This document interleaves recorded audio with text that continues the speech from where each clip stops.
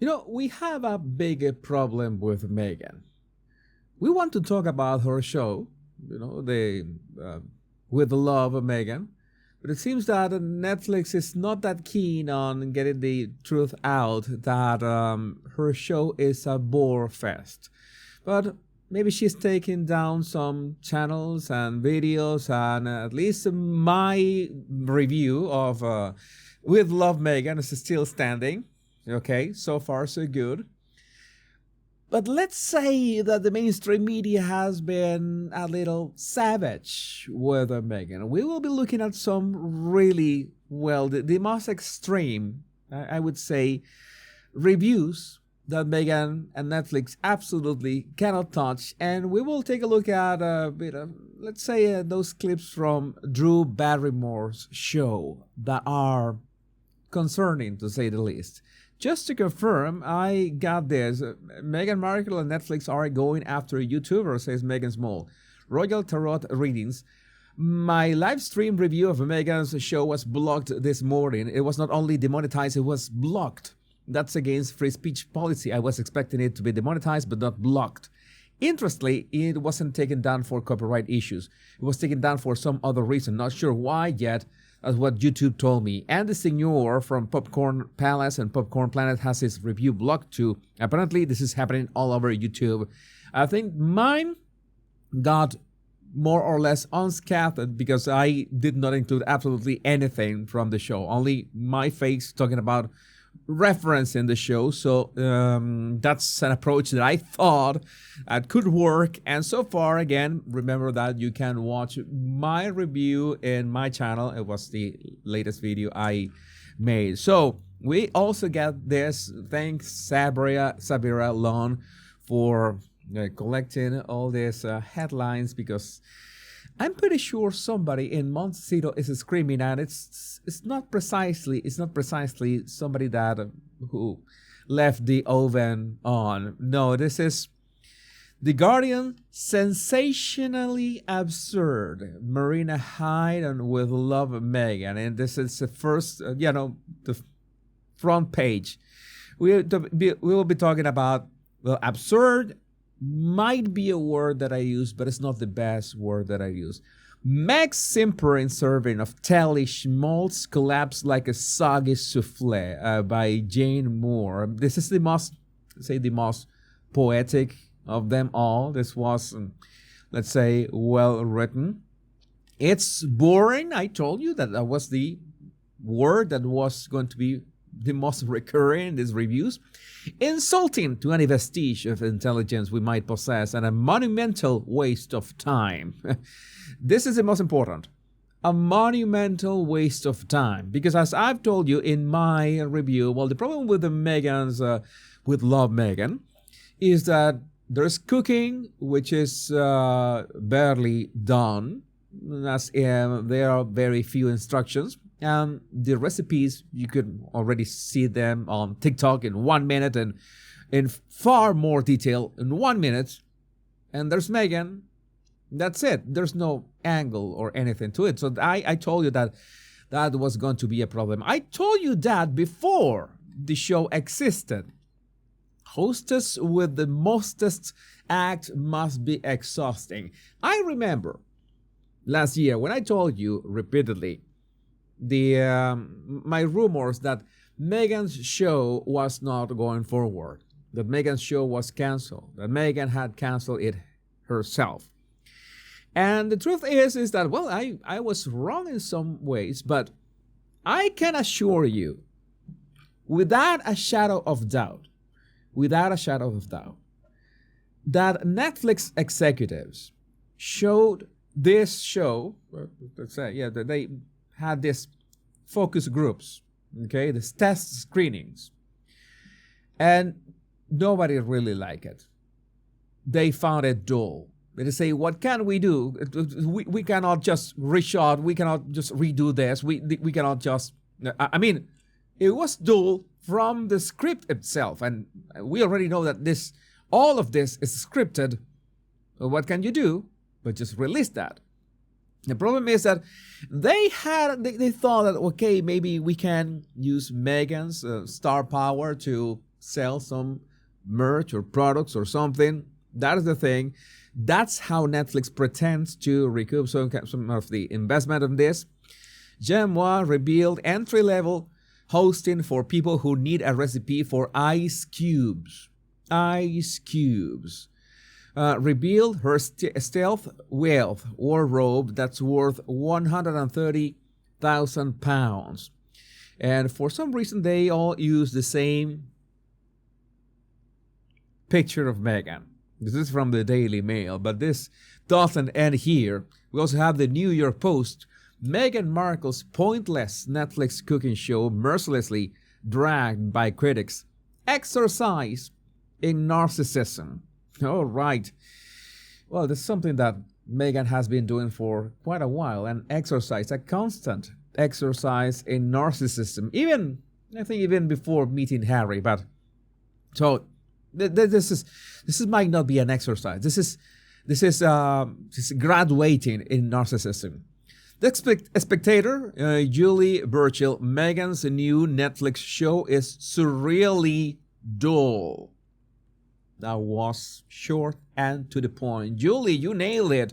Surreally dull. We didn't expect it to be this dull. I told you, I had some hopes that at least this was going to be, I don't know, not that controlled, that it was going to break some boundaries, that Meghan was going to maybe take risks here and there, but none.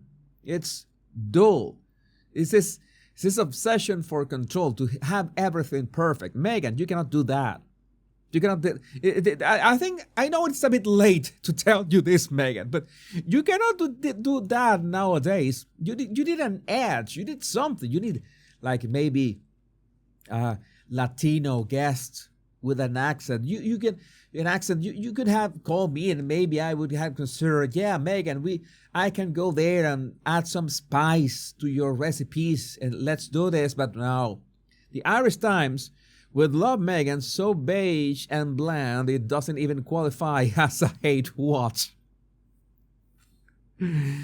Television, boring lifestyle tips from individual who always has servants within reach include serving coffee to guests. No, this is savage. It's savage. And Variety. You could expect that Variety could have, I don't know, some, at least a bit of some mercy to Meghan. You remember the Variety interview? It was the Variety interview. I always mess them up. The Variety interview, the Cut interview. I think there was those interviews that, Meghan. So one of them, I think, was the Cut. Was quite edgy. With love, Meghan is a Montecito ego trip and not worth taking. TV review. Oh my God. And what is worst of all is that you remember when Spotify said that Meghan's podcast, Us Wives, had dethroned the Joe Rogan podcast. You remember those days? You remember those lies? And we found out that they were lying. Well, thank you, Roger Lisage, for sharing this. Netflix is busted. They are inflating their numbers accordingly to another site. And you know that when you log on to Netflix, depending if you are in the United States, and Netflix is going to tell you what is the ranking of the most popular shows in your area, in this case in the United States. And in the United States, it claims to be number 6, okay? Just right after the murder of Gabby Petito, and well, it's Meghan basically murdering those dishes. So it's a bad joke, right? No, sorry, scratch that. But it so happens that in another site that measures this kind of stuff, the top TV shows on Netflix on March 5, 2025 are running points: Zero Day, Halo, Toxic Town, Cassandra, American Murder, Gabby Petito, and then it jumps to The Potato Lab. Mean nowhere to be seen? Meghan is nowhere to be seen in here? All right, so I wouldn't be surprised that Netflix wants to, push this as in the second coming of Meghan. This would be the second coming of Meghan because the first one, you remember, the documentary And after watching that documentary, episodes 1 to 6, I swore that I would never do that again. I was that shaved off months, maybe years of my life. But I think that they're doing the same. You remember that back then we thought that there was no way that show could be so popular as they claim it to be, because the show was misleading, was boring, was full of lies, usual Meghan fare. And I don't know, there was this approach to thinking that, oh yeah, this is the project, when it was the same rehashed content that everybody already knew. Plus, some fresh attacks on the monarchy and the royal family. But right now, what do we have new here? What is new in here? There's nothing new in here. Some recipes, a lot of white and beige, and that's it? No, that is not enough. Sabir alone as well. I love that Andrew Schultz is celebrating his second place spot with Netflix US. His show just dropped yesterday. And well, when you have a faithful audience, your faithful audience is gonna make your show just jump to the top. It's that simple. But if you don't, you need to make, there's like this marketing stunts that you have to go on Drew Barrymore's show to make it seem like you are so successful, that you are so, so close to your fans and stuff, and you are so cute and all. Well, then I'm gonna play this. I'm gonna play some clips and try not to trigger anything here. If something goes wrong, I will have to delete this. But here we go. Talk about like surprise and delight on the show with your guest. Surprise and delight. Yeah, everybody is surprised and delighted that Meghan is not surrounded by 8 or 9 nannies. When was the last time you were surprised and delighted? When Harry did not show up for 3 days at home. Last night, and also this morning, but last night when I went back to my hotel, there was this sweet card from my kids and my husband saying, "We're so proud of you, Mama, and congrats on the show," and with flowers. And I just thought, all right, I'm going to show you that one, but first, just soak in Meghan's fake expression, please. Like, go for it. Absorb that. I'm gonna zoom in. We need to zoom in. How many times? How many times we have analyzed Meghan?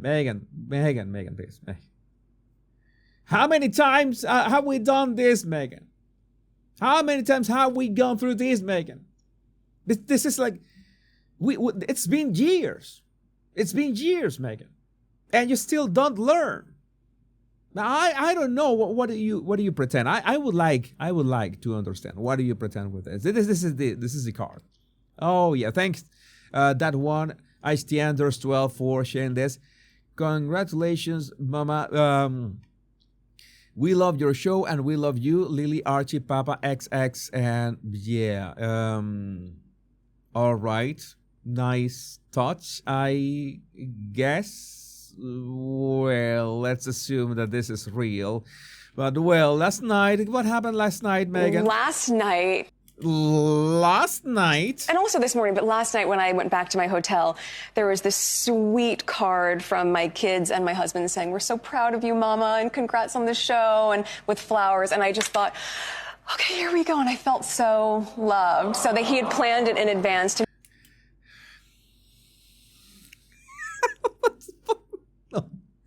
No. This is so bad. To make sure it was there when I got to my hotel room. It was really sweet. Yeah, and the audience is not amused. The audience, they look like, I don't know, step for what? Is this AI? Is this an AI audience? And also Meghan Markle telling straight lies to Drew Barrymore. Why does Meghan lie so much? Well, we are used to Meghan lying. There's nothing new, but let's see, what does Meghan's mole mean? I always make it a point when I'm traveling, if I can't do bedtime stories with my kids, because Archie and Lily are just 3 and 5, so I'll always pack a really thin book and I'll videotape myself reading it. So whoever's with them, or Papa can say, here's Mama reading your bedtime story. You find ways to show up for each other. And if that's the one thing that I can convey through the show or through As Ever as a brand, I want people to know you can show up for each other because you know how good it feels when someone... I don't get it. Wait a second. So you pack a small book and you, through, I don't know, FaceTime, you read your kids a story? Because Archie and Lily are just 3 and 5, so I'll always pack a really thin book and I'll videotape myself reading. You will videotape yourself reading it. If you videotape yourself reading it, why don't you videotape, at home before you travel so you don't have to... why would you pack... Wait a second. I want to understand this. Let's review this again. I can't do bedtime stories with my kids because Archie and Lily are just 3 and 5, so I'll always pack a really thin book and I'll videotape myself reading it. So whoever's with them Whoever's with them. Papa can say, here's Mom. Whoever's with them, Papa can say, Mama reading your bedtime story. Wait a second. So yeah, wait a second. No. If you're going to record the video, Meghan, you can record the video at home and leave the video before, going on a business trip. In fact, you can read many stories, like record 6 or 7 stories and leave them recorded at home. Why would you pack the book with you, as you just said, and then say that you're going to record the video? You're going to record the video like in your hotel room? That doesn't make sense. If the video is going to be, if you pack the book, what makes sense is that at the time your kids are going to bed, you're going to FaceTime, like in real time, and you're going to read them the story, right? That's why you pack the book and you have the book with you. But if you record the video, why would you record a video when you're traveling? You can record a video while you are home and you leave the recording to, as you say, whoever is with them, which is really worrying when you say whoever is with them. It sounds like Doria is doing these parties at Montecito, and well, let's say that the kids can meet new people every now and then. That's nice socializing, I guess. Harry, are you there with them? Please let me know. Oh, I don't really care, by the way. But no, that doesn't make sense. As Meghan Small mentioned, that doesn't make sense, like at all. The other thing that doesn't make sense, by the way, is Markle's shop getting ready to open, says Observer 8835 for pancake mix. Thanks to a friend on X, I have been sent a link to what appears to be a test page for As Ever. $25 for pancake mix? Does that include, I don't know, strands of her hair, authentic strands from Meghan's hair? I don't know. This is a question because that's what we saw in the show. I don't want to know the answer. Again, I would love to know, what do you think about all this in the comments? My name is Jesus Enrique Rosas. I'm the Royal Rogue. Much love and bliss.